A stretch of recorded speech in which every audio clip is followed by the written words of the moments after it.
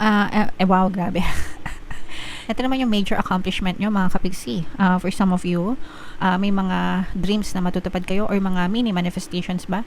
Hindi naman sa mini, pero ito yung mga movement guys, no? Kasi nga, di ba sabi ko sa inyo, sinuswerte na kayo sa buhay no?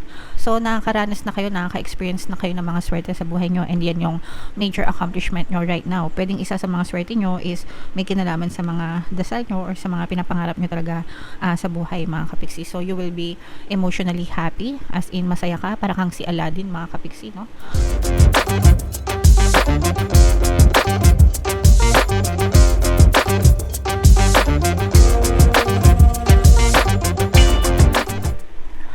Hello guys, hello Taurus, welcome back to Pinay Pixie Tarot. Ang pamagat ng episode natin for tonight is monthly check-in.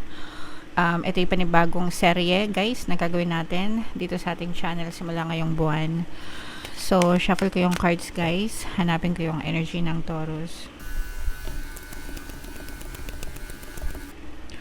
Ito guys. So, kayo ay nirepresent ng Queen of Pentacles sa ating spread. In case hindi kayo nakaresonate dun sa ating monthly reading mga kapigsi, try nyong panoorin yung video na to. Baka nandito yung energy nyo.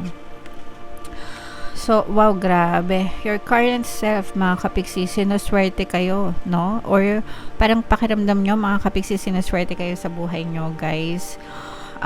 Or feeling nyo, nagsisimula ng gumanda yung swerte sa buhay nyo. So, yun yung current self nyo, yun yung current energy nyo. Pwedeng nakaka-experience kayo, guys, sa inyong physical reality, ng mga experiences, ng mga movement na talagang sinuswerte ka.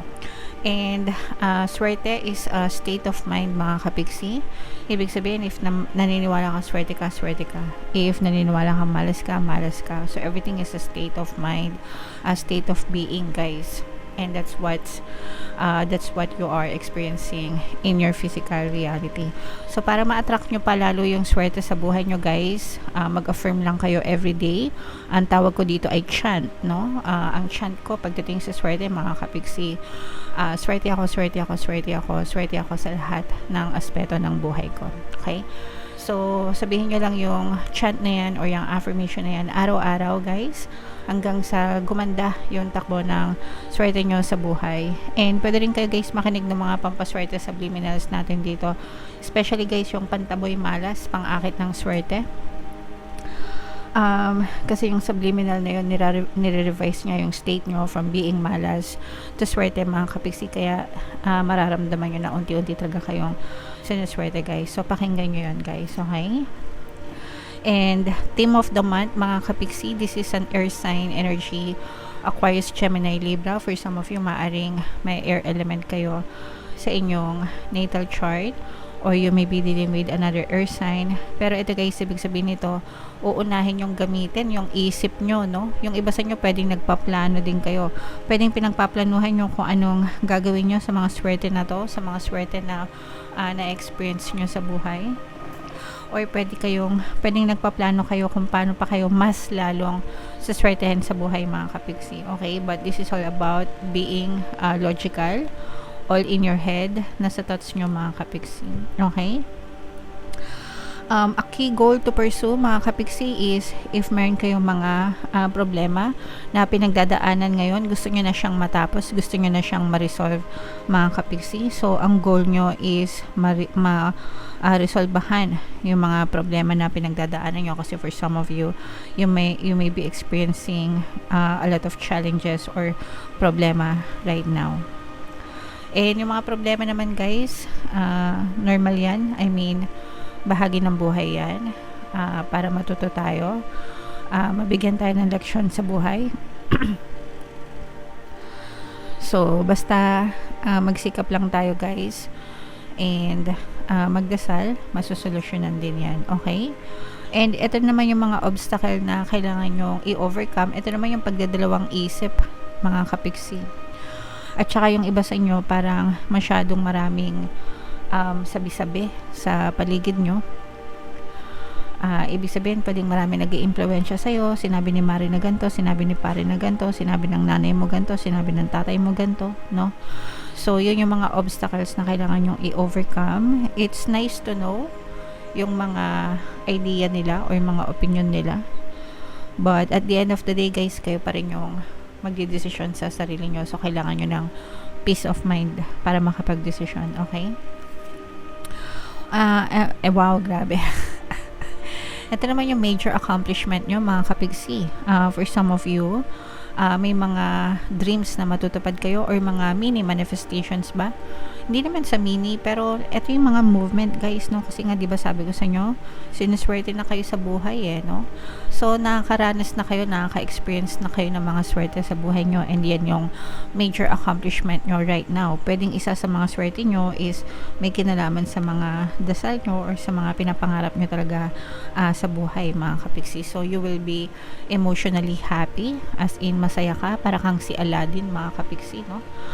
Si Aladdin nung tinupad ni Genie yung wish niya, 'di ba? Masaya siya. So parang ganun yung big accomplishment nyo, Taurus, for this season. So ayan, syempre i-mind nyo tong mga swerte na to guys, at saka itong mga dreams coming true na to, para talagang maangkin nyo. Mga kapiksi, what to avoid? This is an earth sign energy, Capricorn, Taurus, Virgo. Pero ang ibig sabihin nito is parang wag tayo masyadong kapag ka naabot nyo na yung mga desires nyo, especially pag sinuswerte na kayo guys, always nakaapak yung paa sa lupa. Iwasan nyo magmalaki. It's okay to feel proud and to be proud, pero yung maging mayabang, hambog, yun yung kailangan nyong iwasan mga kapigsi. You should avoid it at all cost, kasi sa isang iglap lang pwedeng mawala yan, no? So kung napapansin nyo sa mga videos ko sa Facebook, no, sa mga stories ko, ina-attach ko yung kanta ni Lalaboy doon na Human. Napakaganda ng lyrics nun guys. Isa dun sa lyrics niya is, everything he gives, he one day take away. So, ibig sabihin, lahat ng binibigay niya sa atin, isang araw, pwede yung kunin. So, pahalagahan nyo, i-value nyo kung ano man yung meron kayo right now. Huwag kayong maging hambog mga kapiksi. Okay? Shout out to Lalaboy. Alright. What to embrace mga kapiksi? Ito yung pagiging masikap and masipag nyo sa buhay. So, yakapin nyo yung pagiging masipag nyo, pagiging matyaga nyo, and one day magkakaroon din yan or magbibigay din yan ng napakagandang resulta sa buhay nyo guys. Pag may tiyaga, may nilaga, ika nga. So yung nilaga, malalasap mo rin yan pagdating ng araw. Okay? And where to find support? This is a water sign energy. Cancer, Pisces, Scorpio. For some of you, pwedeng may water element kasi yung natal chart, or you may be dealing with a water sign. For some of you, pwedeng partner nyo to or specific person na talagang nandyan, nagbibigay ng emotional support sa inyo. Mga kapiksi, this is somebody within your quantum bubble na pwede mong pagsabihan ng mga problema mo. He or she will listen to you without any judgments. So, pwede kang mag-share sa kanya and you feel safe with this person, mga kapiksi. So, maswerte ka na merong isang tao na handang makinig sa'yo all the time. Alright? And advice and encouragements guys, stop overthinking, stop stressing, no? This is about stress and depression. So, especially kung may mga pinagdadaanan, kasi iba sa inyo guys, may pinagdadaanan, no? And ang goal nyo nga guys is ma-resolve tong mga issues na to. Pero pag na-stress kayo and na-depress kayo guys, wala din yang patutunguhan.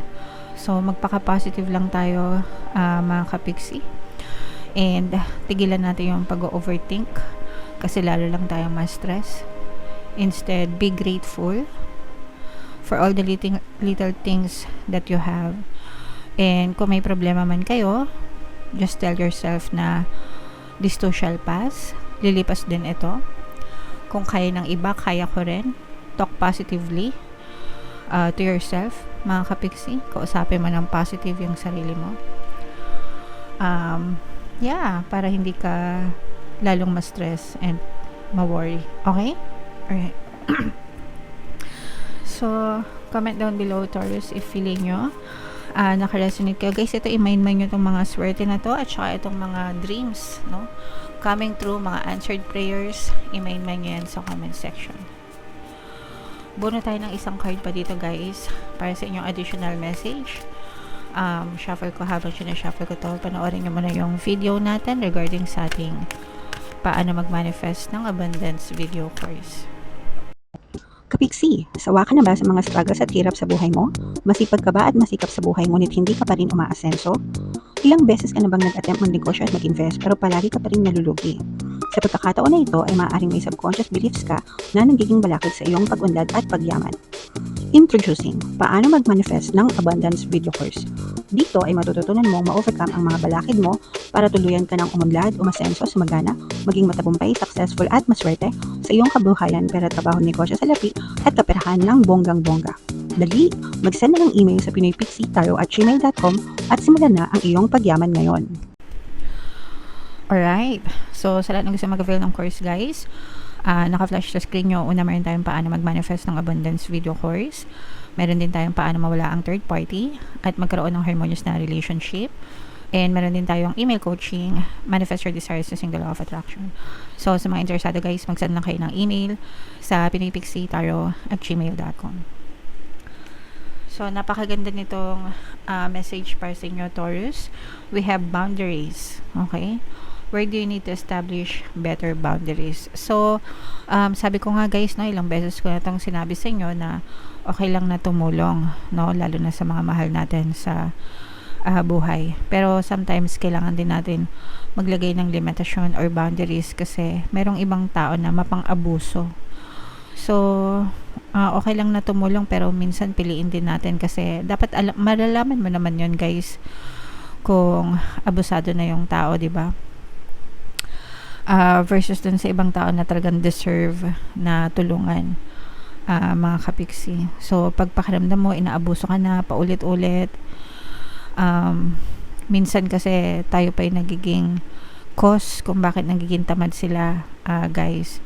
So, dapat marunong ka rin mag-set ng boundaries at saka para na rin sa sarili mong protection, no? Kasi dadating yung time na mangailangan ka rin para sa sarili mo. Okay? Alright. So, yeah. Comment down below, mga kapiksi, if naintindihan nyo yan. Napakaganda ng message para sa inyo. Comment down below, guys, if nakaresonate kayo sa mga mensahe. For more tarot readings, guys, ito yung playlist nyo. Ito naman yung ating success stories ng paano mag-manifest ng abundance video course. Click here to subscribe, guys. Ito yung ating mga pampaswerte subliminals. Thank you for liking, sharing, and subscribing. See you again next time. I love you all, mga kapiksi. Have a nice day. Bye-bye.